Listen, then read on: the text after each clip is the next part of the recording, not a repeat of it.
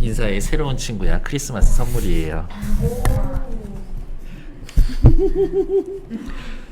합리적인 선택을 하려면 조건이죠. 그래서 끊을 거예요. 합리적인 선택을 하려면 편익과 비용을 충분히 고려하여 끊고 편익의 오탄에 편익에서 비용을 뺀 순이익이 가장 큰 대안을 선택해야 한다.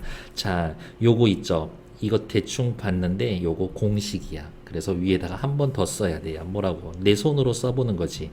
편익에서 비용을 떼면 그게 뭐래요? 순편익이래. 이것이 가장 큰 대안을 선택해야 합니다. 같은 편익을 주는 대안이 여러 개 있다면 그럼 요게 다 똑같다는 얘기죠. 편익이 순편익이 커야 되는데 얘네가 전부 다 같다면 비용은 어때야 될까? 적어야 되겠지. 같은 편익을 주는 대안이 여러 개 있다면 비용이 가장 적게 드는 것을 선택하는 게 합리적이다. 그렇겠지. 다음 단체 소송이란 뭡니다. 얘기해 줄 거니까 네모쳐 놓을게요. 법률이 정한 전문성과 경험을 갖춘 단체가 끊어. 주어니까요. 주어라서 끊었어요. 단체가 기업을 상대로 침해 행위의 중지를 청구하는 소를 제기할 수 있도록 하는 제도입니다. 됐어. 단체 소송은 특정한 단체가 기업을 상대로 뭐뭐 하지 마세요를 요구하는 그런 뜻이죠. 포털 사이트에 개인정보 유출로 피해를 입은 가입자들은 소를 제기하여 단체 소송을 할 수가 있다. 그럴 리가 X라고 할 거예요. 왜요? 라고 물어보면 단체 소송은 법률이 정한 전문성과 경험을 갖춘 단체가 한다라 그랬는데 여기에선 가입자들이 한다라고 했으니까. 그래서 틀린 말이 되겠지. 다음 성인과 달리 성장기 어린이의 경우 성인 얘기할 거야? 어린이 얘기할 거야? 그렇죠. 성장기 어린이의 경우는 그러면 요 말 괄호 쳐놓고 무시혀? 성장기 어린이의 경우 체내에서 합성할 수 있으나 몸 안에서 만들 수는 있지만 그 양이 너무 적어서 음식물로 보충해야 하는 아미노산도 필수 아미노산에 포함이 됩니다. 필수 아미노산은 어떤 거? 음식물로 보충해야 되는 것. 체내에서 합성할 수 있지만 양이 적은 애들, 걔네들 전부 다 필수 아미노산 되겠죠. 그래서 성장기의 어린이에게 필요한 필수 아미노산 중에는 체내에서 합성할 수 있는 것도 포함되어 있다. 마치 왜 필수 아미노산에 음식물로 보충해야 하는 것, 체내에서 합성할 수 있지만 양이 적은 것 1, 2 전부 다 포함되는 거였으니까. 그래서 OX에서 O. 소녀 너무 터프한 거 아니니? 다음 단순한 소재에서 착상하여 이를 다양한 방식으로 가공함으로써 성취해낸 베토벤 교향곡의 복잡성은 끊어. 왜? 여기까지가 주어일 거니까. 그러면 핵심은 뭐예요? 베토벤 교향곡의 복잡성이지. 베토벤 교향곡의 복잡성의 특징은 뭐예요? 단순한 소재에서 착상했다. 1. 이를 다양한 방식으로 가공했다. 2. 요게 베토벤 교향곡의 복잡성 특징 1, 2겠지. 후대 작곡가들이 본받을 창작 방식에 전형이 되었으며 오! 베토벤 멋져. 완전 따라하고 싶은데? 유례 없이 늘어난 교향곡의 길이는 베토벤 길이가 길구나. 그들이 넘어야 할 산이었었다. 베토벤 완전 멋있긴 한데 좀 길다. 어떻게 지루하지 않게 길게 만들지? 이거죠. 베토벤 교향곡에서 복잡성은 단순한 모티브를 다양하게 가공하는 창작 방식에 기인한다. 단순한 걸 다양하게 가공합니다. 단순한 모티브를 다양하게 가공합니다. 완전 맞는 얘기지. 5. 직업을 신의 소명으로 이해하고 저는 이런 직업을 가지고 있습니다. 왜 저는 어부의 생활을 하고 있죠? 신이 너에게 시켰으니까. 그것으로 이해하고 근면과 검약, 절약한다는 이야기인 거죠. 검소하다, 절약하다니까. 절약함으로써 개인의 성공을 구원의 징표로 본 청교도 윤리는 끊어.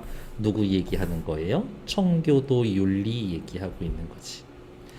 생산 활동과 부의 축적에 대한 부정적 인식을 불식하는 계기가 되었다. 질문. 청교도 윤리는 생산 활동과 부의 축적 좋아에 싫어해? 이러한 부정적 인식을 불식, 그렇지, 불식이라는 말은 사라지게 하다 이런 뜻이거든요.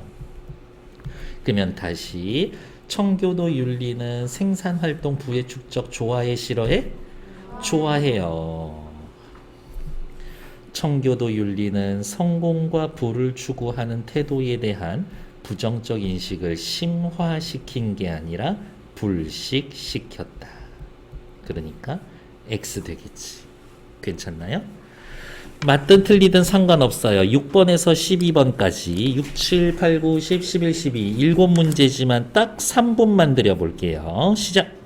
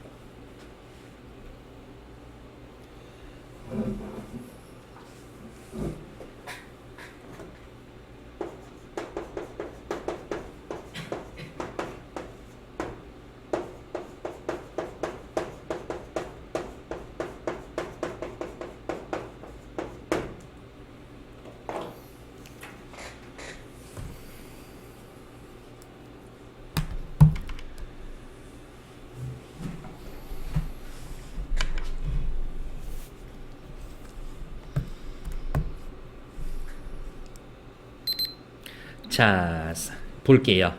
어렵게 생각하지 말자고. 아, 그리고 우리 이제 다음 주면은 새로운 한 해잖아요? 그때부터 과제가 조금 늘어나긴 할 거예요. 그거 미리 써놓은 거니까. 시작하시죠. 자연이 일양적인지, 자연이 한결같은지, 그런지, 아는지, 알 수 없는 상황에서는 끊어. 귀납을 사용하는 것이 옳은 선택이라는 라이헨바흐의 논증은 끊어. 주어니까요. 그리고 라이헨바흐의 논증에다가 네모. 귀납의 정당화 문제를 현실적 차원에서 해소하려는 시도로 볼 수 있었다. 라이엔바흐 씨, 네, 당신은 논증을 세우셨군요. 네, 그 목적은 뭡니까? 귀납의 정당화 문제를 해결하기 위해서입니다. 그렇게만 이해하시면 되죠? 라이엔바흐의 논증은 귀납이 현실적으로 옳은 추론 방법임을 밝히기 위해서 자연의 일양성이 자연의 한결같음이 선험적 미리 알고 있는 지식임을 입증한 데 의의가 있다. 일단 X 고민할 필요가 없어. 왜? 지문에 이런 말이 나와 있지 않은 거니까. 그렇게만 접근하셔도 일단은 나쁘지 않습니다. 빨간색 위에다가 이렇게 쓸 거예요. 뭐라고? 고등학교 올라가서 모의고사 보시고 독서 지문 보실 때 맞는 얘기인 것 같은데? 일단 이거 맞는 것 같은데? 라는 생각이 들어도 근데 지문에 그 내용이 없어. 지문에 그 내용이 없어. 내용 어서 오세요. 내용이 없어. 그러면 그거 틀린 말이야. 요 구조를 잘 기억하고 계셔야 돼요. 대한민국에서 우체통은 빨간색이에요. 맞는 얘기지. 근데 그게 지문에 없어. 근데 보기에 그렇게 해서 나와 있어. 그러면 그거 틀린 거야. 지문에 나와 있지 않으면 틀린 얘기인 거야. 이렇게. 다음, 때와 장소에 관계없이 누구나 보편적으로 받아들일 수 있는 정의롭고 도덕적인 법을 떠올리는 것은 자연스러운 일이다. 핵심되는 단어는 누구예요? 정의롭고 도덕적인 법. 근데 이 법의 특징은 뭐예요? 누구나 보편적으로 받아들여지는. 전통적으로 이러한 법을 자연법이라고 부르며 논의해 왔다. 자연법 네모. 예를 들면 자연법에 뭐가 있을 수 있을까? 다른 사람 때리면 안 돼. 다른 사람 죽이면 안 되고. 다른 사람 물건 훔치면 안 돼. 이런 거겠지. 위험한 사람이 있으면 도와줘야 돼. 이러한 게 일종의 자연법이죠. 자연법 사상에는 윤리나 도덕과 관련이 없는 근본적인 법 규범이 존재한다고 본다. 대충 보면 맞아. 자연법 사상에는 근원적인 법 규범이 존재한다. 맞죠? 근데 여기 윤리나 도덕과 관련이 없는, 그럴 리가, 누구에게나 보편적으로 받아들여지는 정의롭고 도덕적인 법. 정의롭고 도덕적인 게 윤리, 도덕과 관계에 있는 거 아닌가? 그러니까 X. 다음, 정신적 사건과 육체적 사건이 서로에게 인과적으로 영향을 주고받는다는 상호작용론이 있다. 핵심 단어는 누구예요? 그렇지, 상호작용론이 있습니다. 상호작용론은 뭐예요? 정신적 사건과 육체적 사건이 서로에게 인과적으로 영향을 주고받는다. 그러면 이렇게만 써도 되지. 정신적 사건, 육체적 사건, 서로 영향을 주고 받고 둘 다. 위가 텅 비어 있다라는 육체적 사건이 원인이 되어 고통을 느낀다라는 정신적 사건의 결과로 일어나고, 무슨 말이야? 육체가 정신에 영향을 미치고 두려움이라는 정신적 사건이 원인이 되어 가슴이 더 빨리 뛰는 육체적 사건의 결과가 일어난다고. 즉, 정신적 사건은 육체적 사건의 원인이 되기도 하면서 결과가 되기도 하는 거지. 상호작용론에서는 정신적 사건이 육체적 사건의 원인이 되기도 하고 결과가 되기도 한다. 정답. 맞는 얘기. 데스크. 다음, 복잡한 판정을 할 수 있는 신경망은 끊어. 다수의 퍼셉트론을 여러 계층으로 배열하여 한 계층에서 출력된 신호가 다음 계층에 있는 모든 퍼셉트론의 입력 단자의 입력값으로 입력되는 구조로 이루어져 있다. 아우, 피곤해. 다수의 퍼셉트론을 여러 계층으로 배열하여 한 층, 두 층, 세 층 계층으로 배열하여 한 계층에서 출력된 신호가 다음 계층에 있는 모든 퍼셉트론에 이렇게 영향을 준대. 하나 더 있었다라고 하면 이렇게 전부 다 영향을 줄 수가 있대. 이러한 구조로 이루어져 있습니다.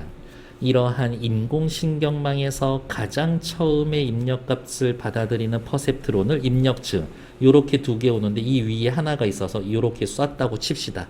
그러면 얘가 입력층. 맨 마지막에 있는 퍼셉트론들을 요 맨 밑에 있는 요 마지막 줄에 있는 이 퍼셉트론들을 출력층이라고 이야기를 합니다. 네, 이 지문은 안타깝게도 여러분들 1학년 재수 없으면 학교에 따라서 교과서 지문에서 만날 수 있어요. 이렇게 2학년 때 만날 수도 있는 지문인 거고, 입력층 퍼셉트론에서 출력된 신호는 누구 얘기하는 거야? 여기에서 이렇게 화살표 가는 거. 얘네들은 다음 계층의 퍼셉트론에서는 입력값이 됩니다. 맞는 얘기지. 그래서 5. 다음 10번 볼게요. 최근에 뭐 미술관 가서 이렇게 구경, 전람회 전시회 구경하거나 뭐 이런 거 있어요? 그래요. 요즘은 맨날 뭐 해가지고 오씨 고우가 온대 막 해서 찾아보면은 진짜가 아니고 무슨 프로젝터로 싸가지고 움직이고 자빠졌고 씨 별로야 그런 거. 이렇게. 좋아하는 미술가들 있어요? 그럼 좋아하는 음악가라든지 음악하는 사람 뭐 좋아하는 음악 요즘 있어? 누구? 아이브? 나도 좋아해. 오. 주책이죠. 미니멀리즘 작품은 장소와의 관련성을 모색하고 구현하기는 해도 미술관이라는 공간 내부에 제한된다라는 점을 간파한 일부 예술가들은 여기에 나와 있는 일부 예술가들은 미술관 바깥의 도시나 자연을 작업의 장소이자 대상으로 삼아서 미술관 바깥, 도시, 자연에서 작업을 해. 그걸 대상으로 삼아서 장소와의 관련성을 다양한 방식으로 실현하려고 하였다. 여기까지 문장 하나인데 두 군데만 체크하세요라고 하면 저는 여기 할 거예요. 일부 예술가들은 장소와의 관련성을 중요시 여겼습니다. 일부 예술가들이 누군데? 라고 물어보면 이렇게 대답하면 되지. 여기에서부터 여기까지 나와 있는 사람들. 요게 뒤에 나오는 일부 예술가 꾸며주는 거지. 대지 미술은 네모쳐야 되겠네요. 이러한 시도 중 하나로 대지의 표면의 형상을 디자인하고 자연 경관 속의 작품을 만들어냄으로써 끊고 요렇게 화살표 뒤로 화살표지 뭐뭐 함으로써 지역이나 환경 자체를 작품화하였다. 저 예술작품 만들었습니다. 어디에 있어요? 여기 고잔동 일대요. 이렇게 이야기를 하는 거지. 대지 미술가들은 끊고 자연을 창작 작업의 장소이자 대상으로 삼았습니다. 정답. 이 얘기 어디 있어요? 자연을 작업의 장소이자 대상으로 삼았습니다. 라고 해놨으니까요. 다음 자아상태 모델은 단어 뜻이네. 네모지. 자아상태 모델은 주어라서 또 끊어놓고 인간의 성격을 A, 어른, P, 어버이, C, child, C 세 가지 자아 상태로 설명하며 끊고 and 건강하고 균형 잡힌 성격이 되려면 세 가지 자아 상태를 모두 필요로 한다라고 보았습니다. 사람이 있어요. 이 사람은 어떠한 사람이야? 굉장히 건강한 사람이야. 건강한 사람이려면 어른으로서의 자아도 있어야 되고 부모로서의 자아도 있어야 되고 어린아이와 같은 자아도 있어야 합니다. 이 세 개가 어떻게 모두 필요합니다. 그러면 이 셋 중에 하나라도 빠지면 성격상 좀 문제 있는 애가 될 수 있는 거겠지. 세 가지 자아 상태 중 하나라도 결핍되면 끊어. 건강한 성격이라 볼 수 없다. 그렇지. 오, 됐을까요? 여러분들 마음속에도 어른으로서의 자아가 있어요? 요거 지문을 이렇게 보면은 잘 모르겠지만 어른으로서의 자아는 아 뭐야 내가 하고 싶은 대로 하고 싶은데 이러한 것들 이렇게 나 혼자서 독립하고 싶은데 이런 게 있고 어버이로서의 자아는 뭘로 설명되냐면 누가 교통신호를 위반하는 걸 보면 저러면 안 되지 이렇게 말하는 건 어른의 상태. 어린이로서의 상태는 누가 나에게 막 혼을 내거나 충고를 하면 아 네 하면서 받아들이는 것 그거를 이렇게 이야기를 해줄 거예요. 누가 막 잘 지적하고 하면은 잘 듣고 그래요? 사실 전 안 들은 지 오래됐어요. 예. 좀 예의를 차려야 되면 네 알겠습니다 하고 안 듣고 기분 나쁘면 아 예. 재수없죠? 재판장은 판사예요. 판사. 판결 선고 시 피고인에게 배심원의 평결 결과를 알려주어야 하며 혹시 우여모 드라마 봤어요? 네. 근데 그걸 보면은 이제 거기 누구 있었지? 그 유치원 애들 납치한 아저씨 있었잖아. 방구뽕 씨. 방구뽕 씨. 아 그건 안 봤어? 그 에피소드. 보면 옆에 아마 배심원이라고 이렇게 앉아 있잖아. 그 사람들이 판결을 내리잖아. 사실은 판결을 내리는 건 아니야. 우리들은 죄를 유죄라고 생각합니다. 우리들은 무죄라고 생각합니다. 라고 해서 써서 판사한테 갖다 주면 판사는 참고만 하는 거지 이거하고 정반대 판결을 내릴 수도 있어. 이렇게. 피고인들 만약 배심원들의 평결 예를 들면 무죄라고 그랬어. 근데 다른 판결을 선고할 때 판사가 봤을 땐 저거 유죄인데?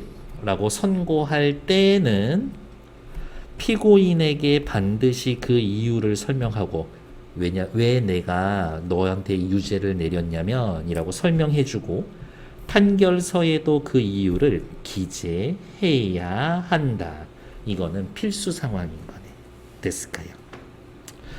재판장은 배심원의 평결과 다르게 판결하더라도 판결서에 관련된 내용을 기재하지 않아도 된다? 거짓말.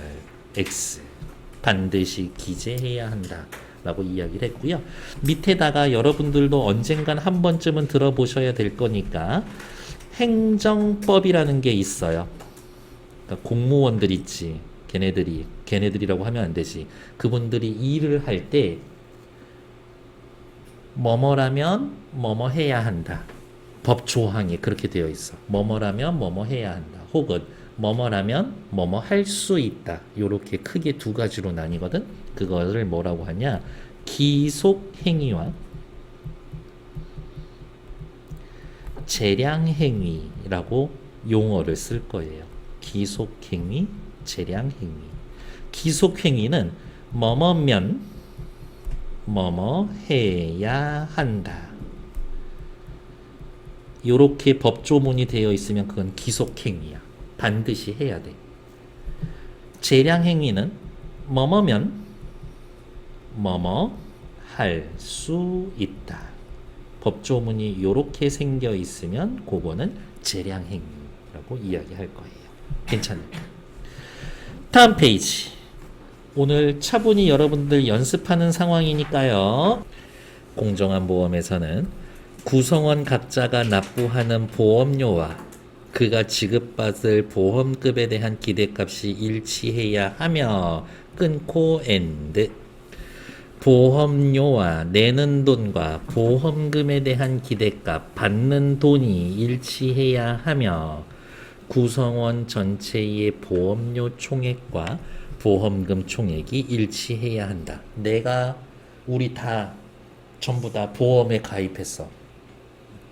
모였더니 1,000,000원이 됐지. 나중에 사람들이 받아가는 돈도 1,000,000원이 돼야 돼. 그게 제일 좋다. 구성원 전체의 보험료 총액과 보험금 총액, 낸 돈과 받은 돈이 일치하는 것이 좋다. 구성원 전체의 보험료 총액보다 보험금 총액이 더 많아야? 아니야. 누가 더 많고 적으면 안 돼. 그러니까 X. 케인즈 누군지 알고 있어요? 경제학자예요. 이렇게 이름 자주 보시게 될 거예요. 고전 학파의 경제학자예요. 케인즈는 노동시장에서의 가격인 임금이 경직적인 경우 끊어. 임금이 경직되어 있다. 이건 무슨 뜻일까? 임금이 어때? 경직되어 있어. 잘 안 변해. 임금이 잘 안 변해.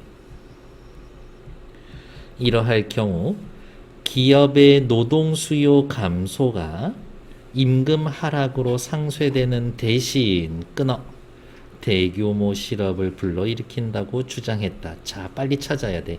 대규모 실업의 원인 뭐예요? 경직된 경우 노동 수요가 감소하면 임금 하락으로 상쇄되는 대신 대규모 실업을 불러일으킵니다. 기업이 있어. 100명이 일하고 있지. 근데 죄송해요. 100명이 일하고 있는데 이 기업이 잘 안 돼. 한 50명만 있어도 돼. 그러면 방법은 두 개지. 100명 다 모아다 놓고 우리 월급을 좀 줄여서 그렇게 합시다. 이렇게 할 수도 있고 아니면 50명 잘라낼 수도 있지. 근데 케인즈는 생각했어. 뭐라고? 우리 월급을 깎읍시다. 대신 그냥 50명 잘라버린다고. 케인즈는 그렇게 얘기를 했었대. 케인즈는 노동시장에 나타나는 임금 경직성이 극심한 고용량의 변화를 방지한다? 아니요. 오히려 대규모 실업을 불러일으킨다. 그러니까 X지. 이렇게 됐을까? 여러분들이라면 어떤 선택을 할 것 같아요? 회사 사장님이야. 100명인데 한 50명만 있어도 될 것 같아. 자를 거예요? 그래요. 어떻게 보면 그게 되게 합리적인 판단일 수 있어요. 이렇게. 근데 좀 같이 갑시다. 뭐 이런 것도 뭐 항상 좋은 건 아니지만 뭐 상황에 따라 다르겠지. 이렇게. 하지만 한 2만 명 거느리는 기업 회장님 되세요. 그러면 되잖아. 이렇게. 1년에 기부도 막 한 300억씩 하고. 그래. 세금으로 한 1000억씩 내고. 그렇게 벌어? 충분히 할 수 있어. 단안단서는 무슨 말인지 모르겠네. 어쨌든 생긴 형태 자체가 이거 뭐 단어 뜻 설명해 줄 것 같은데 이거야. 단안단서는 끊어 한쪽 눈으로 얻을 수 있는 것인데 또 끊어 사람은 단안단서만으로도 이전의 경험으로부터 추론에 의하여 이전 경험을 가지고 추론을 해서 세계를 3차원으로 인식할 수 있습니다. 3차원으로 인식할 수가 있습니다. 여러분들 실제 눈으로 보는 건 전부 다 2D야. 2차원이야. 근데 이게 경험에 의해서 뇌에서 조합을 해서 입체로 보이게 해준다는 거지. 이렇게. 사람은 원래 눈이 하나더라도 경험을 통해 세계를 입체로 지각할 수가 있습니다. 괜찮나요? 괜찮지. 왜? 경험. 추론에 의해서. 경험을 통해 화살표 추론을 하고 그 추론을 통해서 다시 화살표 입체로 지각할 수 있습니다. 5. 부족 사람들은 주어 문제 상황이 발생한 경우 상황 생계 활동을 멈추고 자신들이 공유하는 성스러운 것 속된 것의 분류 체계를 활용하여 끊어 화살표. 이 상황이 성스러운 것인지 아니면 속된 것인지 판별하는 집합 의례를 행합니다. 문제 상황이 발생할 경우 집합 의례를 행합니다. 어떠한 집합 의례? 이것이 성스러운 것인지 속된 것인지 판별하는 집합 의례. 집합 의례 과정에서 공동체 성원들, 구성원들은 문제 상황을 성 또는 속의 문제로 규정합니다. 성스러운 것인지 속된 것인지로 판별합니다 라고 해놨으니까 O 이렇게 가겠지. 다음 회전 속도의 변화는 끊어 일정한 형태의 물체의 알짜 돌림 힘이 있을 일을 해 주었을 때에만 일어납니다. 무슨 말인지 모르겠네. 어쨌든 회전 속도의 변화는 언제만 일어난다고? 일정한 형태의 물체의 알짜 돌림 힘이 일을 해 주었을 때에만 일어납니다. 그냥 그렇대. 일단 기다려.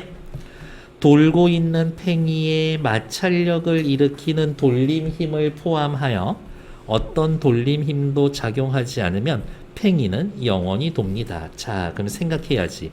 팽이를 돌게 만드는 힘은 뭐예요? 마찰력을 일으키는 돌림 힘을 포함하여 어떤 돌림 힘도 작용하지 않으면 팽이는 영원히 돕니다.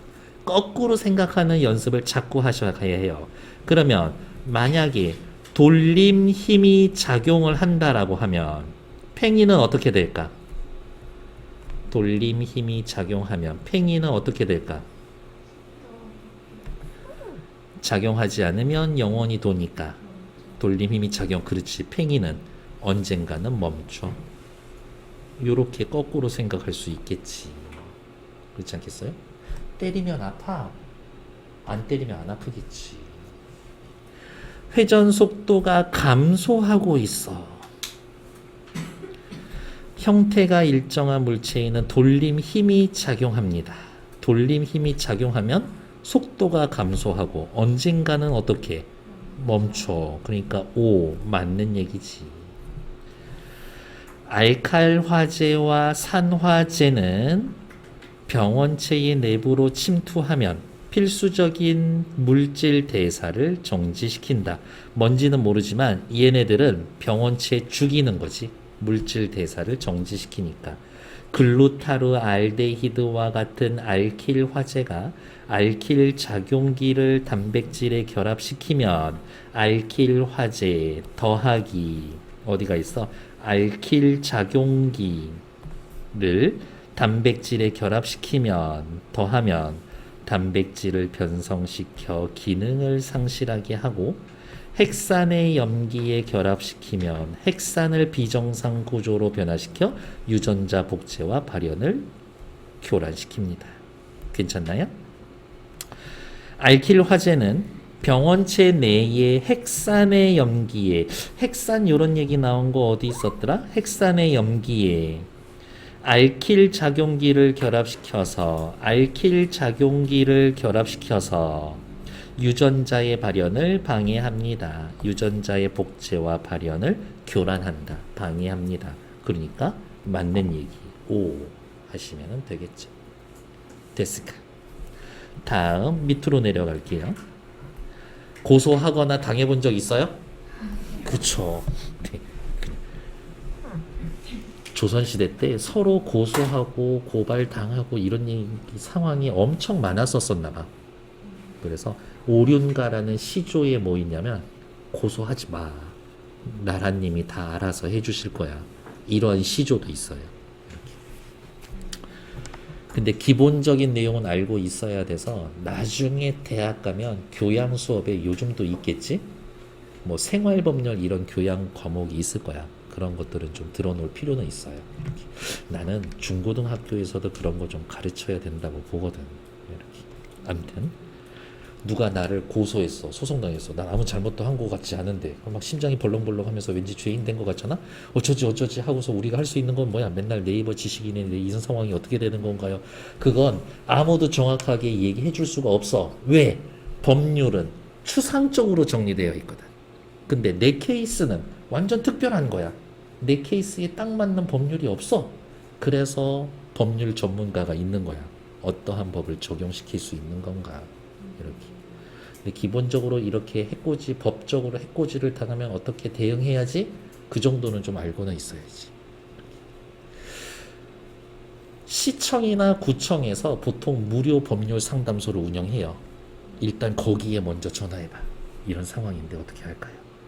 물론 여러분들처럼 훌륭하신 분들은 그런 해코지 당하지 않을 수 있겠지만 세상에 미친놈들이 많아. 그러니까. 민사소송에서는 민사소송이라는 건 사람 대 사이, 개인 대 개인 사이의 소송을 민사소송이라고 해요. 판결에 대하여 상소, 항소나 상고가 그 기간 안에 제기되지 않아서 사안이 종결되던가 끊고 OR 또는이죠. 상소, 항소, 상고를 합쳐서 상소라고 하고요. 우리나라는 기본적으로 재판 3번 할 수 있는 거 알아요?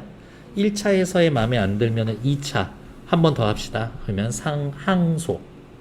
2차에서도 결론이 판결이 마음에 들지 않아 그럼 또 다시 상고 이렇게 하는 거죠. 그 사안에 대해 대법원에서 어디 상고한 다음에 최종 판결이 선고되던가 하면 대법원이면 재판 3번 한 거야. 3차 3번 한 거야. 이제 더 이를 다툴 길이 없어집니다. 끝이야. 이때의 판결을 확정되었다고 합니다. 대법원에서 하면 끝이야. 더 이상 우리가 뭐 할 수 있는 일은 아무것도 없어. 확정 판결에 대해선 기판력이라는 것을 인정합니다. 판결이 확정되었다. 기판력이 있다. 이런 뜻이에요.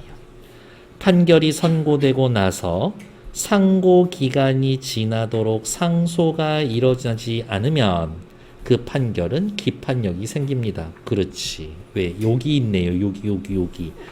상소, 항소나 상고가 기간에 제기되지 않아서 사안이 종결된다던가 이런 것들. 한 달 이내에 항소할 수 있음. 뭐 한 달 이내에 상고할 수 있음. 근데 안 해? 그러면 1차 거 받아들인다던가 2차 거 그냥 받아들일게요. 거기서 끝인 거지. 이렇게. 다음 페이지 넘어갈게요. 20에서 26번 역시 3분만 드려볼게요. 시작. 볼게요. LP에서 전건 긍정 규칙이 성립하려면 일단 끊고 P는 Q이다라는 조건문과 그것의 전건인 P가 모두 참 또는 참인 동시에 거짓이라면 끊어. P면 Q이다 해서 요 P가 참이야. 혹은 참인 동시에 거짓이야. 참 and 거짓이야. 그렇다라고 한다면 후건인 Q도 반드시 참 또는 참인 동시에 거짓이어야 한다. 얘도 참 또는 참 동시에 거짓이어야 한다. 그냥 그렇대. 그러나 LP에서 조건문의 전건은 참인 동시에 거짓이고 후건은 거짓인 경우 조건문과 전건은 모두 참인 동시에 거짓이지만 후건은 거짓이 됩니다.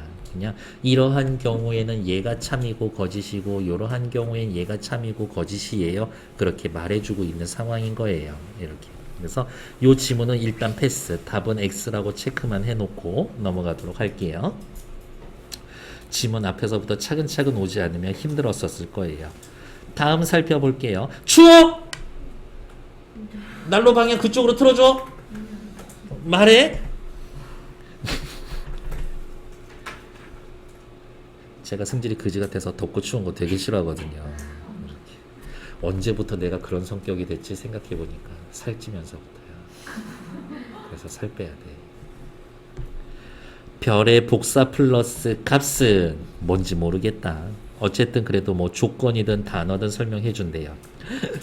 빛이 도달하는 거리의 제곱에 반비례하기 때문에 끊어. 저 너무 좋아하는 문장이에요. 이것은 거리의 제곱에 반비례하기 때문에. 비례 반비례 나오면 전 막 가슴이 두근두근 하면서 빨간색 밑줄 그어 놓거든요. 그리고 옆에다가 쓸 거예요. 빛의 복사 플러스 값은 빛이 도달하는 거리의 제곱에 반비례하기 때문에 어렵게 생각할 필요 없어. 빛이 도달하는 거리의 제곱. 빛이 도달하는 거리의 제곱에 반비례하기 때문에 그걸 전 어떻게 표현할 거냐면 빛의 도달 거리의 제곱이 크면 클수록 별의 복사 플러스 값은 별의 복사 플러스 값은 커질까 작아질까? 그렇지. 값은 작아질 겁니다. 잘했어. 이것도 저 너무 사랑하는 말 문장이에요. 거리가 멀수록 어둡게 보입니다. 위에다가 쓸 수가 있어. 뭐라고? 거리가 늘어나면 늘어날수록 뭐라고? 더 어둡게 보입니다. 그러면 이렇게 쓸까요? 밝기는 줄어듭니다. 이렇게. 세상에. 그래서 가만히 살펴봤더니 어때? 빛의 도달 거리의 제곱이 증가할수록 별의 복사 플러스 값은 줄어들죠? 거리가 늘어날수록 밝기는 줄어들지? 그러면 빛의 잠시만요. 너무 놀라운 사실 아니야? 별의 복사 플러스 값과 밝기는 같이 내려가고 있지. 그러면 이렇게 얘기할 수 있어. 요거랑 요거는 어떻게 비례 관계구나. 쓸 수가 있는 거죠. 별빛이 도달하는 거리가 3배가 되면 복사 플러스 값은 9분의 1배가 되겠군. 3배가 되면 거리의 제곱이라고 그랬으니까 이거의 반비례 9의 반비례 9분의 1. 아우 좋아. 5 이렇게 할 수 있겠죠. 괜찮을까요? 네. 감사해요. 어디까지 푸셨을까? 다 하셨다고? 알겠습니다. 그럼 26번까지만 잠깐 정리해드리고 우리 한 5분만 쉬었다가 할게요. 모세혈관과 조직세포 사이에서도 뭔가 장소나 공간을 나타낸 것 같으니까 끊어. 산소와 이산화탄소의 기체 교환이 이루어지는데 끊고 이것에 의해서 무엇에 의해서 산소와 이산화탄소의 기체 교환에 의해서 모세혈관을 통해 조직세포에 들어온 산소가 영양소가 결합하여 영양소가 산화되면서 에너지가 발생하는 과정을 내호흡이라고 한다. 저는 그냥 이 정도로 정리할 거예요. 내호흡이 뭡니까? 라고 이야기를 물어본다면 산소 더하기 영양소가 산화되면서 그 얘기는 일단 패스하고 에너지가 발생하는 것. 그거를 내호흡이라고 할 겁니다. 내호흡 과정에서 기체 교환 일어나요? 일어나지. 영양소 산화 일어납니까? 일어나죠. 그 결과 에너지가 생기는 거니까. 24번. 가스가 센서에 다다르면 끊어.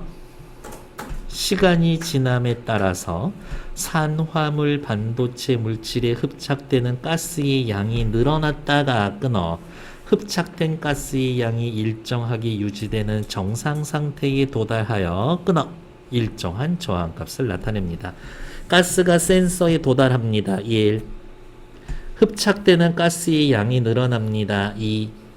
일정하게 유지되는 정상 상태에 도달합니다. 3. 일정한 저항값을 갖게 되어 4. 가스를 검출해내는 센서가 어떻게 작동합니다. 그 순서 1, 2, 3, 4 해놓은 거겠네. 산화물 반도체 물질에 흡착되는 가스의 양은 시간이 지남에 따라서 계속 늘어납니까?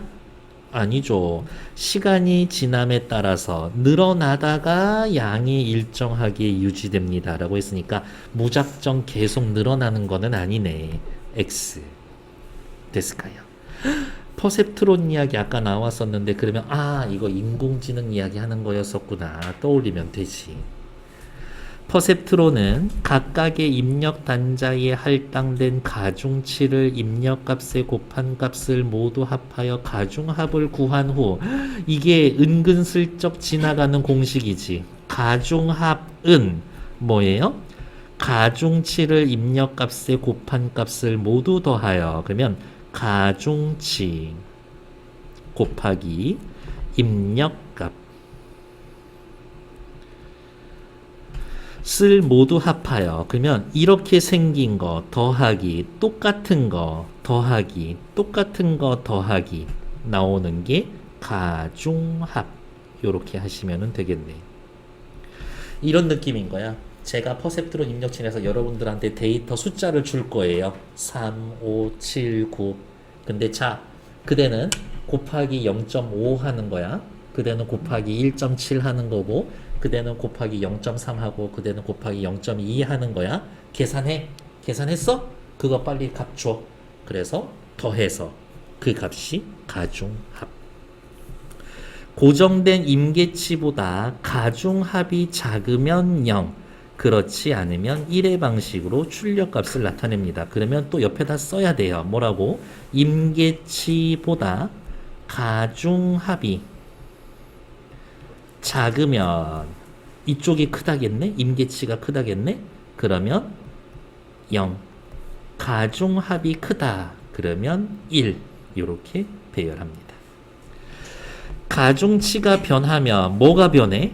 가중합이 변하죠. 가중합이 변하면 임계치도 변해요? 그럴 리가. 여기 대놓고 얘기해줬죠. 뭐라고? 고정된 임계치. 아, 임계치는 바뀌지 않아. 그래서 X. 됐을까요? 다음, 일반적으로 디지털 카메라는 렌즈를 통해 들어온 빛이 이미지 센서에 닿아서 피사체 상이 맺히고 피사체의 한 점에 해당하는 위치인 화소마다 빛의 크기에 비례하여 발생한 신호전기가 저장 매체의 영상으로 저장됩니다. 라고 해놨는데 렌즈, 빛, 이미지 센서, 피사체에 상이 맺히고 이미지 센서에 상이 맺히고 한 점의 위치의 화소마다 빛의 크기에 비례하여 발생한 전기 신호를 영상으로 저장합니다. 일단 요 순서겠네. 그러면 단어는 렌즈, 빛, 이미지 센서라고 나와 있지만 사실은 어때요? 빛이 렌즈를 통해서 들어오고 어디에 닿습니까? 이미지 센서에 닿죠. 이미지 센서에 닿아서 여기에 상이 맺히고 사람을 찍었다고 합시다. 상이 맺히고 그 점에 해당되는 화소마다 전기 신호가 영상으로 저장이 됩니다. 디지털 카메라의 저장 매체에는 저장 매체 어디지? 여기겠네. 이미지 센서 각각의 화소에서의 발생한 전기 신호가 영상으로 저장된다. 영상으로 저장된다. 맞는 얘기지. 5점. 근데 철학자 데카르트는 한번 슬쩍 스쳐 지나갔었는데 데카르트 이 아저씨가 했던 말 뭐 있었는데 기억나는 거 있어요? 머리 길어요. 머리가 총 맞은 것처럼. 그래요? 그러면 죽죠. 네, 늘 나올 이야기니까 요거 하나 생각해 놓을게요. 나는 생각한다. 고로 존재한다.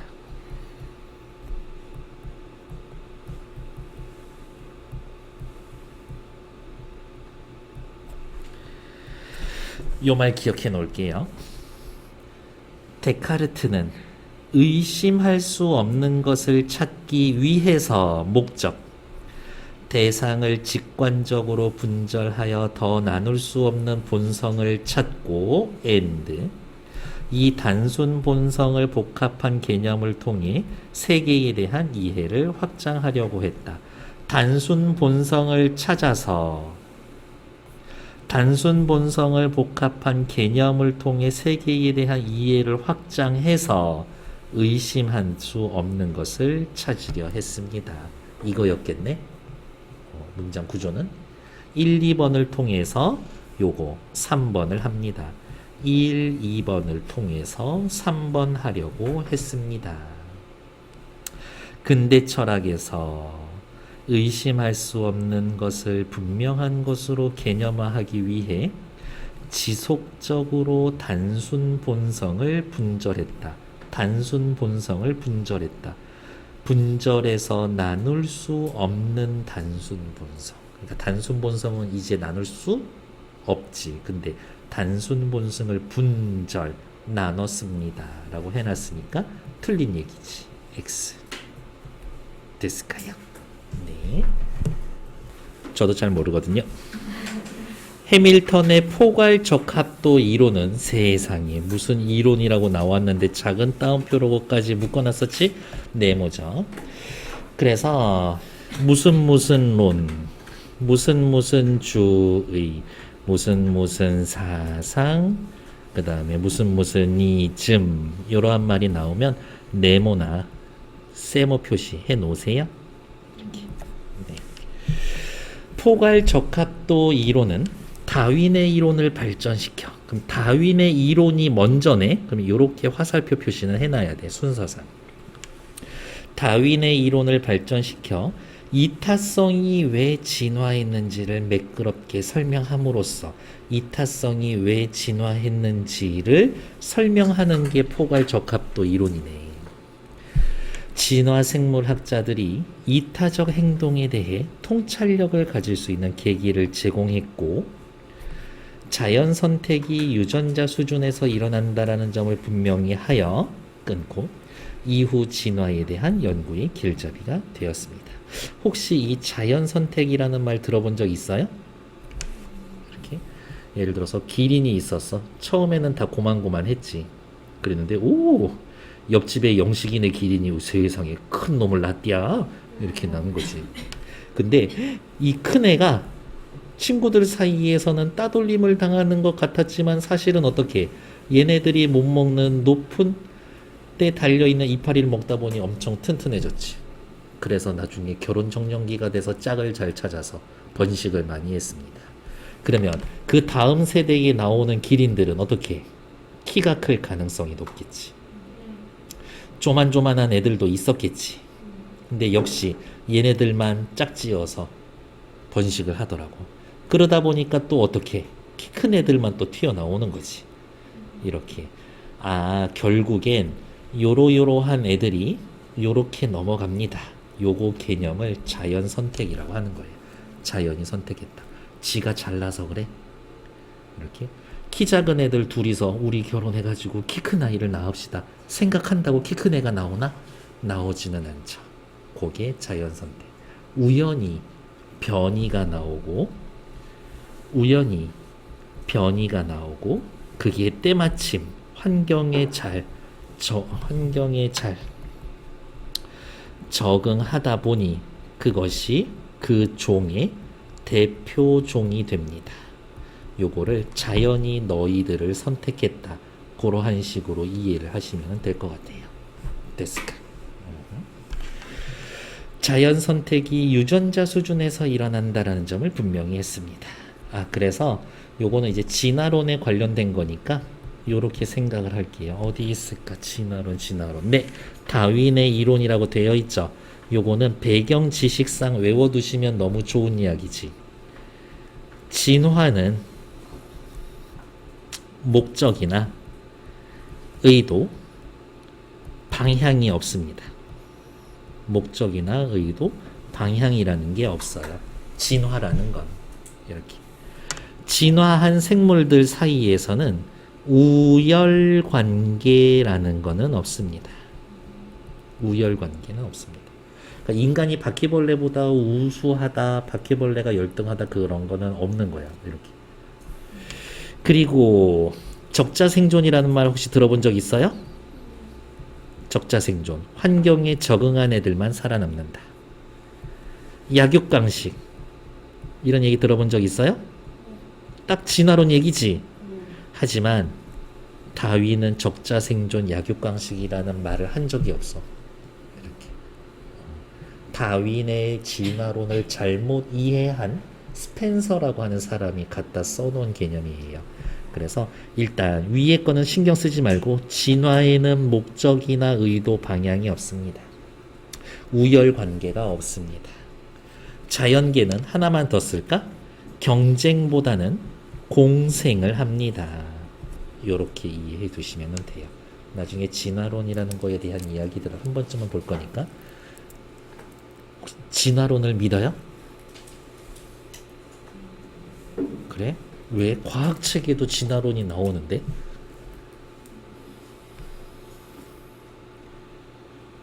제가 어떤 그 서울대 진화론 하는 교수 강의를 한번 들어본 적이 있는데, 대한민국의 고등학생들 중에 60%만 진화론이 사실이라고 믿는데, 40%는 사실이 아니라고 생각한대. 과학책에 있는데도 그렇대. 그렇다고 합니다. 근데 어쨌든 과학적 입장에서 보면은 진화론은 맞는 이야기인 거예요. 그렇다고 이렇게 왜 하느님이 만드셨을 수도 있고 이렇게. 진화 생물학자들은 이타성이 진화하는 다양하니, 이타성이 진화에 다양한 이유를 제시하여, 다양한 이유를 제시했습니까?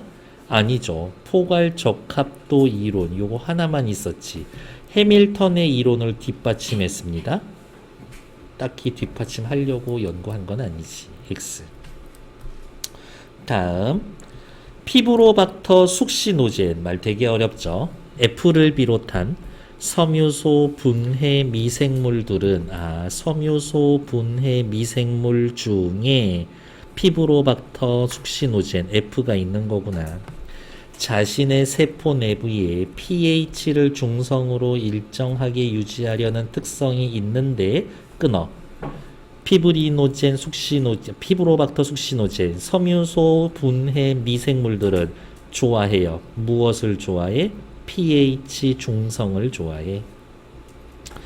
젖산 농도의 증가로 자신의 세포 외부의 pH가 6.0 이하로 낮아지면 뭔가 문제가 생기게 되는데, 항상성을 유지하기 위해 에너지를 사용하므로 생장이 감소합니다. 그럼 옆에다가 정리해서 쓸까?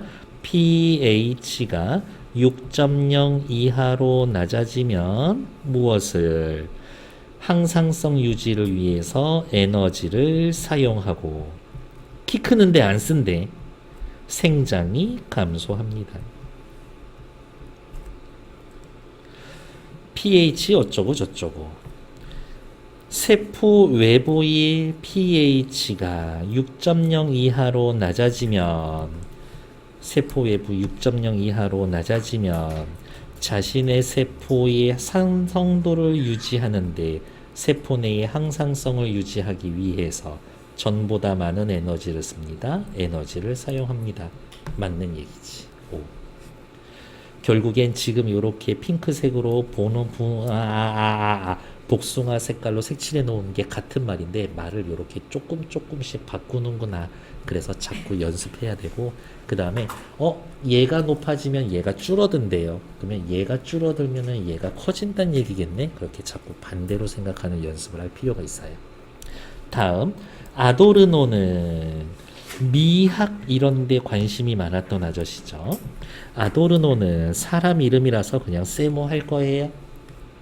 인간이 자연과 분리되고 근대 과학이 발달하면서 끊고 인간의 이성이 자연을 지배하는 도구가 되었다고 비판을 했다. 아도르노 인간의 이성 좋아해요? 싫어해요? 싫어해요. 그는 인간의 이성에 의해 발달한 과학적 지식과 수학이 보편적이고 당위적인 것으로 됨으로써, 야, 과학이랑 수학은 무조건 맞는 거지 라고 생각함으로써 지배와 복종의 작동 방식이 만들어졌고, 이로 인해 사회, 정치, 심리, 문화 등 다양한 맥락에서 폭력과 고통의 관계가 형성된다고 보았습니다. 그러면 이렇게 할 수가 있겠는데요. 이성에 의해서 1. 발달한 과학과 지식, 과학적 지식과 수학이 보편적이고 당위적인 것이 되었다. 2. 지배와 복종의 작동이 만들어졌다. 3. 폭력과 고통의 관계가 형성이 된다. 4. 아도르노는 이성을 싫어했는데 왜 싫어했을까? 폭력과 고통의 관계를 만드니까 싫어했다. 아도르노는 근대 과학이 발달하면서 인간의 이성이 폭력과 고통을 만드는데 영향을 끼쳤다고 보았습니다. 5. 다음 페이지. 아까 그 나왔었던 디지털 카메라 얘기인가 보다. 이때 렌즈에 초점이 맞지 않을 때 광검출기의 전후 영역의 충격값의 합과 좌우 영역의 출력값의 합을 구한 후 전후의 합과 좌후의 합을 구한 후 그 둘의 차이만큼 초점 조절 장치를 이용해서 포커싱 렌즈의 위치를 CD였구나. CD의 기록면과 가깝게 또는 멀게 이동시켜 초점이 맞도록 합니다. 전후의 합, 좌우의 합 구한 다음에 차이니까 빼겠지. 초점 조절 장치를 이용해 가깝게 멀게 이동시킵니다. 렌즈의 초점이 맞지 않으면 얘랑 차이가 있겠지. 전후 전 영역과 후 영역의 출력의 차이, 전후 영역의 값이랑 좌우 영역의 값인 거지. 그러니까 X죠. 전 영역과 후 영역이 아니라 어떻게 고칠까? 전후, 좌우 요렇게 바꾸면 되겠지. 됐을까요? 다음 바디우시 알아요? 바디우시? 몰라요 저도. 사회구조의 변화를 위해서는 사회구조의 변화 이게 목적이지. 앞으로의 일이 아니라 괄호 아니라니까. 이미 일어났던 사건에 관심을 갖고 and 그 사건을 이어가기 위해 노력해야 한다고 보았습니다. 그러니까 니들 역사 공부하라고 라고 얘기할 거예요. 사회 구조를 변화시키기 위해서는 앞으로 일어날 사건을 예측해야 되는. 거짓말하네. 앞으로의 일이 아니라고 했는데요. X. 그렇죠. 소아는 소아 청소년 할 때 그 소아가 아니라 소아는 자성을 갖지만 상속성과 보편성을 갖지 못하는 반면 끊고 그럼 이렇게 해야 되겠네. 소아, 상속성, 보편성. 대아는 세모 자성을 갖고 죄송해요. 정신 나간 짓을 할 뻔했네. 소아는 자성은 갖지만 상속성, 보편성 갖지 못하고 대아는 자성을 갖고 상속성과 보편성을 가질 수 있다. 이렇게 하면 되겠죠. 그래서 소아가 자성을 가지면 상속성과 보편성이 실현된다? 거짓말. 자아는 있지만 상속성, 보편성 갖지 못한다고 했는데 X. 다음 통각 수용기는 아퍼라고 이야기하려면은 통각 수용기가 작동해서 지지직 해가지고 뇌로 신호를 주는 거지. 통각 수용기는 피부에 가장 많아. 어쨌든 얘 얘기하는 것 같은데 피부에 가장 많아. 통증은 위치를 확인하기 쉬워. 그렇지만 통각 수용기가 많지 않은 내장 내부에서는 통증의 위치를 정확히 파악하기 어렵습니다. 그렇나요? 예를 들어서 막 걸어가고 있는데 누가 이렇게 작은 지우개 같은 걸 던져서 등에 어디에 맞았어. 그러면 어느 부분인지 비교적 쉽게 알 수가 있어요. 근데 이상해. 배가 너무 아파. 그건 정확히 어디가 아픈지 잘 몰라. 이렇게. 배가 아플 땐 똥 누러 가야죠. 통각 수용기가 많은 부위일수록 통증 위치를 확인하기 쉽다. 그라지. 오. 됐을까요? 다음 페이지. 월드는 요즘 알라딘에서의 월드는 그림은 그 대상의 가시적 특성. 가시적 무슨 말이에요? 가능해 시 보다. 즉 가시적 특성 보여지는 특징을 추가하거나 누락할 수 있지만 여러분들이 화가야 풍경화를 그릴 거예요. 눈에 보이는 거 다 그릴 거야? 아니지. 뭔가 뺄 거 빼고, 아, 여기 사람 하나 걸어가면 너무 좋을 것 같은데라고 해서 이제 사람도 그려 놓을 수도 있고, 추가하거나 누락할 수 있지만, 사진은 그렇게 하기 어렵기 때문에 끊어. 그럼 여기에서는 누구와 누구의 차이점에 대해서 얘기하고 있다? 그림과 사진에 대해서 차이점이죠. 그림과 달리 사진이 사실성을 띈다고 주장을 했다. 사진, 사실성. 같이 세모해 놓으면 되지. 같은 의미니까. 월들은 정밀하게 그린 초상화라고 해도 초상화는 인물의 특징이 누락된 것일 수 있어서 사실적이라고 보기 어렵다고 할 겁니다. 그렇겠죠. 누락된다면, 추가된다면 사실적이지 않은 거니까. 아리스토텔레스는 사람 이름이라서 그냥 세모 할게요.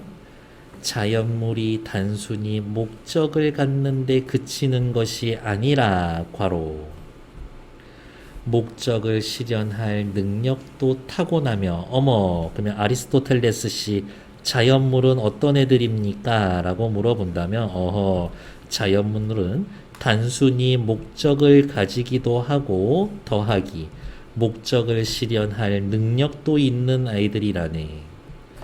그 목적은 방해받지 않는 한 반드시 실현될 것이고 그 본성적 목적의 실현은 가만히 내비두면 실현할 거고 이것을 실현한다는 건 운동 주체의 바람직한 결과를 가져오는 것이다. 바람직한 결과를 가져오는 것이다. 자연은 그냥 냅둬. 인간의 손 타지 않게 해. 그러면 지가 알아서 자라고 변화하고 없어지고 하겠지. 그게 개의 입장에선 최고야. 아리스토텔레스는 자연물의 목적 실현은 어디 있어? 자연물의 목적 실현. 목적 실현은 그 자연물의 해가 된다? 항상 바람직한 결과를 가져온다. 그러니까 X지. 됐습니다. 다음 인간은 자신의 고통과 달리 끊어. 동물의 고통은 직접 느낄 수 없지만 또 끊어.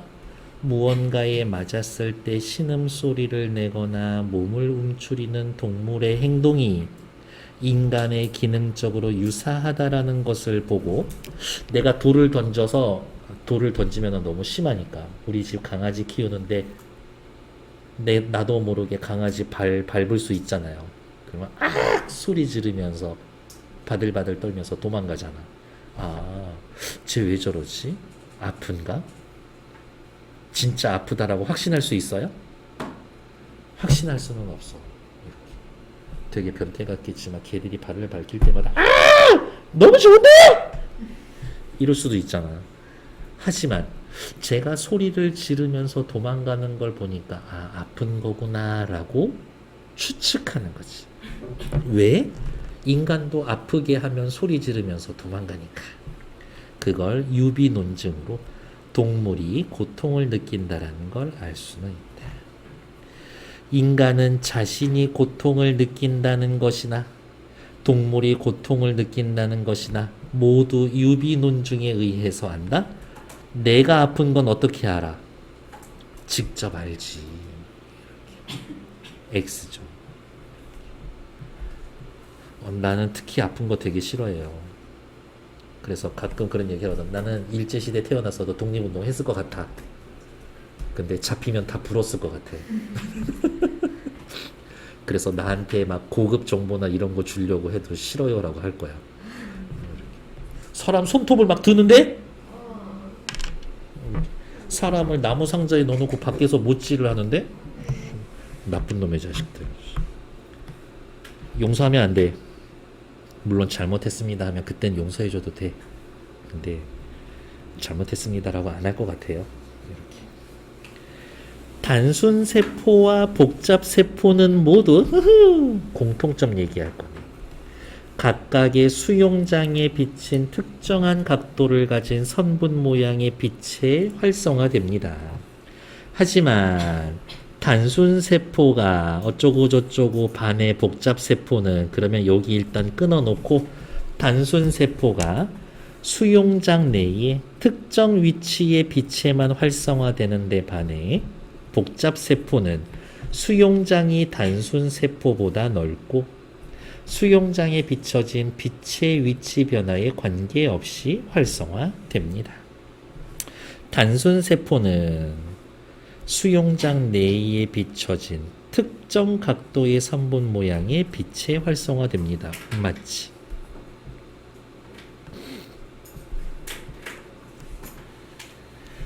하이데거는 이름 멋있지 않나? 이런 하이데거 무슨 부르크 막 이런 이름 멋있는 것 같아요. 4대주의인가?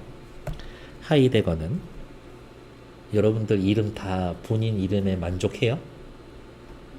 저는 어릴 때 제 이름 별로 안 좋아했거든요. 한 번에 알아듣는 사람이 별로 없었어. 박진록이요. 박진욱씨? 박진록이요. 박진옥이? 박진룩? 이름이 뭐 그래? 룩이 뭐야? 그랬었어요. 하지만 괜찮아요. 지금은 되게 특별하지. 자기 이름 이렇게 막 네이버에 한 번쯤 쳐보지 않나? 이렇게. 저는 고려 때 벼슬 한번 했었고요. 제 이름 가진 사람이. 그리고 최근에 돌아가신 분이 자꾸 제 일 첫 페이지에 띄어서 볼 때마다 좀 이상해. 왜 난 죽어 있지?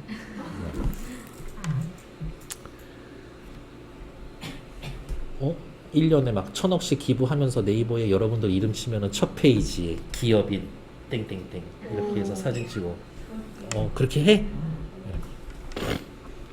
하이데거는 존재자 중 인간이 실용적 목적을 가지고 만든 것을 도구로 규정했는데 도구.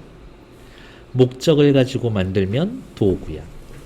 예술 작품은 단순히 도구를 정확히 모사해서 재현하는 데 그치는 게 아니라, 그러면 이제 써야 되겠네. 예술 작품은 모사에서 그치는 게 아니라 모사 더하기 도구의 본질이라고 할 수 있는 존재를 드러내는 것이다. 모사 더하기 존재 드러냄. 즉, 완전 사랑스러운 말인데, 예술 작품은 도구의 존재를 드러냄에 따라서 존재자의 비은폐성을 이끌어내며 존재의 본질을 열어 보여주는 것이다. 예술 작품은 존재를 보여주는 것이다. 하이데거에 따르면 예술 작품 속 존재자의 본질은 실용적 목적? 실용적 목적은 아니지. 존재의 본질을 드러내는 게 실용적인 건 아닌 거니까. 거울이요? 그치. 보면 볼수록 너무 이뻐 죽겠지. 그래요? 네. 어디 보일까?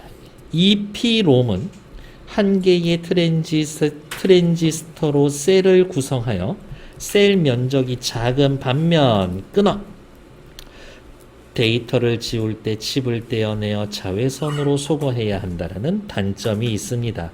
그러면 여기 반면 앞에까지는 EP롬의 장점이고 이후로는 단점이네요. 장점도 있고 단점도 있고. 전기를 이용하여 간편하게 데이터를 지울 수 있지만 장점이네. 셀 하나당 2개의 트랜지스터가 필요하다. 뭔지는 모르지만 단점이네. 플래시 메모리는 한 개의 트랜지스터로 셀을 구성하며 전기적으로 데이터를 쓰고 지울 수가 있습니다. 이건 플래시 메모리의 장점이겠네. 플래시 메모리는 EP롬과 비교되는 EP롬의 단점을 개선하여 셀 면적을 작게 만든 거야? 아니죠. 트랜지스터의 개수를 줄여준 거지 면적을 줄여준 건 아니지. 그래서 X 데스크. 다음 율곡은 때에 따라 변할 수 있는 것은 법제며 시대를 막론하고 변할 수 없는 것이 왕도요, 어진정치요, 삼강요, 오륜입니다. 때에 따라서 변하는 거는 법제, 변할 수 없는 것이 왕도, 어진정치, 삼강, 오륜입니다. 그래서 그러면 왕도, 어진정치, 삼강, 오륜은 손댈 필요가 없어. 손대도 소용이 없지. 고칠 수 없으니까. 그럼 손대서 고칠 수 있는 건 법이지. 법과 제도. 법제개혁의 필요성을 주장합니다. 이라고 할 수 있는 왕도나 오륜을 고치려고 한 게 아니라 괄호 그것을 구현해내는 법제를 개혁해내야 한다라는 겁니다. 쉽게 갈까? 얘네들 손대지 마. 법제에 손대. 얘네들 고쳐 이거죠. 법제는 이에 속하지는 않지만 그렇죠. 이라고 할 수 있는 왕도나 오륜 이를 드러낼 수 있도록 구현할 수 있도록 법제를 개혁해야 한다. 다듬어져야 할 대상입니다. 오 확인하시면 되겠지. 괜찮을까? 네. 다음 페이지. 이렇게 짤막짤막 잘려 있는 거 사실 하기가 쉽지는 않지만 여기에 나와 있는 것들은 모의고사에 나왔었던 지문을 그대로 가져오는 거예요. OX 문제. 그래서 OX 찾는 게 사실은 제일 기본이 되는 거다. 선생님 OX 찾는 거 너무 지겨워요 라고 하겠지만 금방 끝납니다. 하지만 다음 단계에 넘어가면 선생님 그냥 OX 하고 싶어요 라는 시절이 올 수도 있어요. 하지만 여러분들은 잘하고 있고 성장하고 있다. 수고하셨고